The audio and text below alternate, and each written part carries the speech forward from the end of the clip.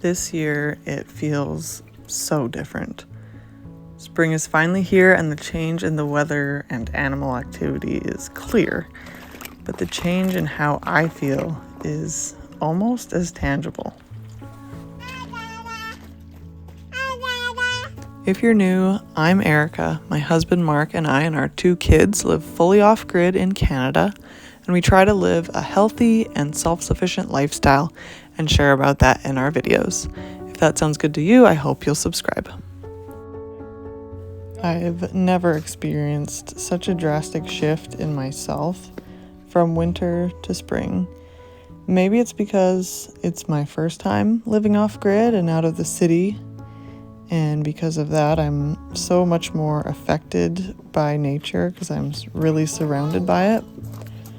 Or it could very well be the fact that from January to March, I was in the throes of early pregnancy sickness, and I'm just coming out of it. We're expecting our 3rd.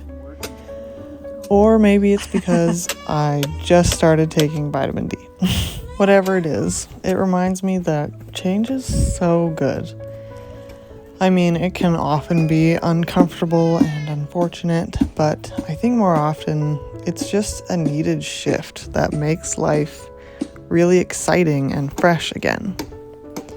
Now I'm more thankful than I think I've ever been in my life to go outside without a jacket, to feel the warmth on my body from the sunshine, to see my chickens pecking around the yard and my little kids running after them.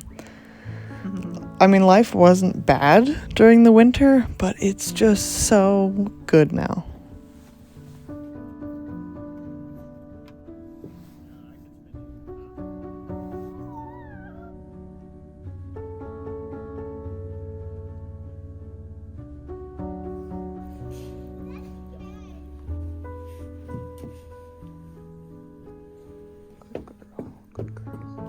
One of Mark's main focuses this winter has been logging this area on the one side of the driveway, and we've done a couple videos on that. I'll link them here and down below, and it's quite drastically changed the whole feel of our property. So much more sun shines on our cabin now, and we can see further into the distance in one area, and we can better imagine what we plan to do, which is to fill this whole area that Mark logged with fruit trees. As you can tell, there's still so much work to do. He dropped a bunch of these trees and then is going to get some help from the men at our church to clean a lot of this up, but still not sure if we're going to get those trees in this year or if it'll be next year. But we just have to be patient and know that these things do take time, and we'll just keep working on them, and eventually they will get done and we will get fruit. And that's probably why working on things like this is so fulfilling to us, because we really value being as healthy as possible and as self-sufficient as possible. So doing projects like this, they're big, they take time, but we know that they're going to contribute to our health and our self-sufficiency for both ourselves and our kids and our future kids for years and years to come.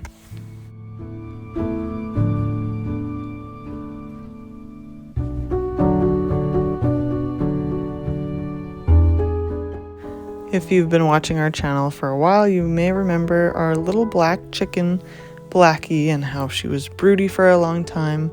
She had a couple chicks, and now she's past that stage, and she finally laid her first egg in almost a year, and it was this teeny tiny, cute little thing. So we had to crack it open and cook it and see what it looked like inside. So that was just a fun little moment for us. The tiniest little oat ever. The tiniest little oat The yolk is not developed yet.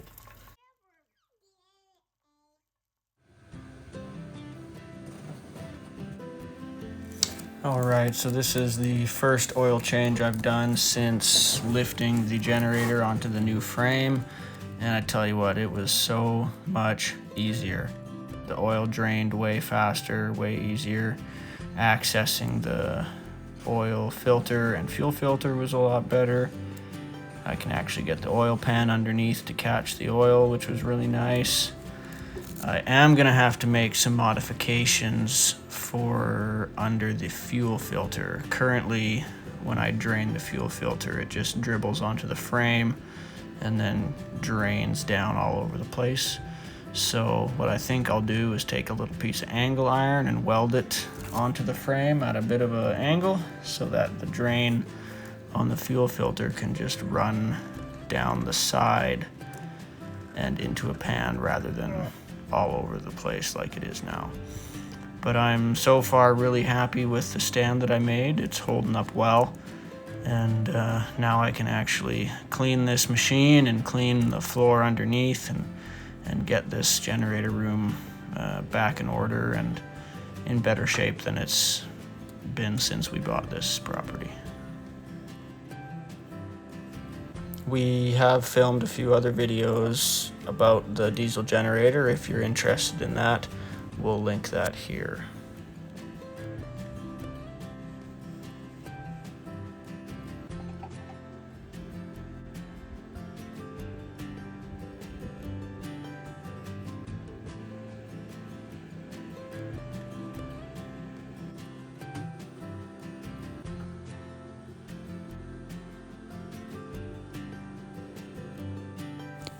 Mark shot a deer not too long ago, and we decided to turn most of it into ground meat.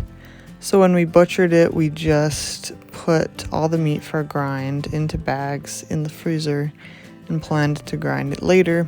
So this spring we are getting to that because our meat supply is low. We are combining it with some pork that we have left in the freezer. Now I know this is like a sin to some people, but we're grinding up some beautiful pork belly to combine with our deer meat because unfortunately Mark and I both don't react well to bacon, and we've made bacon ourselves. Many different variations of it. We've tried kind of the traditional nitrate route, and then we went just with salt, and we did it smoked, we did it not smoked, and every time I get migraines from it, and Mark, it just doesn't react well with his body. So yes, it's a beautiful pork belly going into grind, but it's beautiful meat that's going to nourish us either way. So that's what we decided to do. And venison has basically no fat, so we wanted to include some healthy fat, and that is just an easy way to put it in there with the deer meat. We also try to consume organ meats when possible, and I found that the easiest way for me to do that is to just have some organ meat in the freezer that I can throw in when I'm making ground meat, so that it's just already ground up and mixed in with the grind. We don't notice it, we don't taste it, and we still get the nutritional benefits. So I had ordered some chicken livers from a local farm that has pasture-raised chickens, and we put a couple of packs of those in there with the deer and the pork. So I'm happy with the nutritional value of our home ground meat that we're going to be using. I like to cook large meals with a lot of protein, so I'm making these in 2-pound packages. And if you'd like to know some of my favorite recipes that I often double and freeze, you can check out my freezer meal collection down below.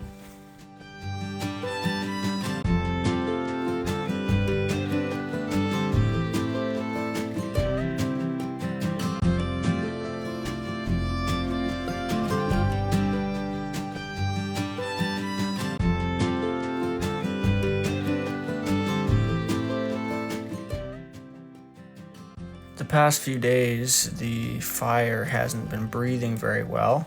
What that usually means is the cap is getting plugged up with creosote, and sure enough, it was probably 80% plugged. Normally, I would pull the cap off and do a proper cleaning of the whole chimney, but my cleaning supplies has been borrowed out, so I'm just using a stick here to knock the creosote off the cap so it can breathe better. That'll do for now till I get my cleaning supplies back.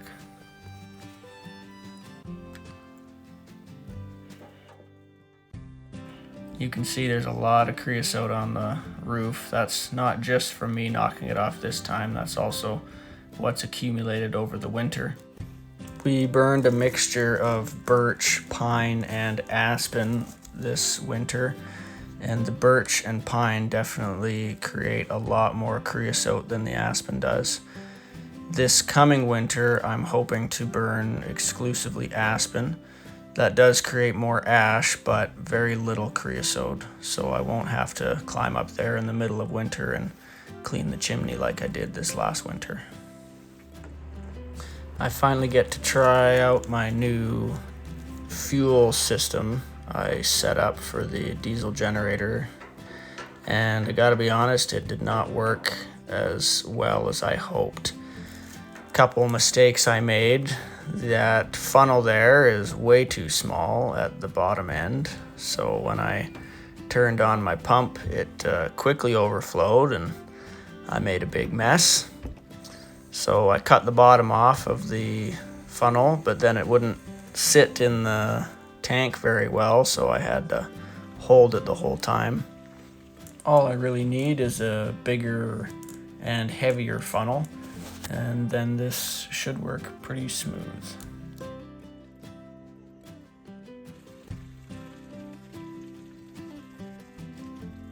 Thanks so much for watching this video. We make a new video every week about our off-grid life, so I'd love if you'd subscribe, and we'll see you in the next one. Bye.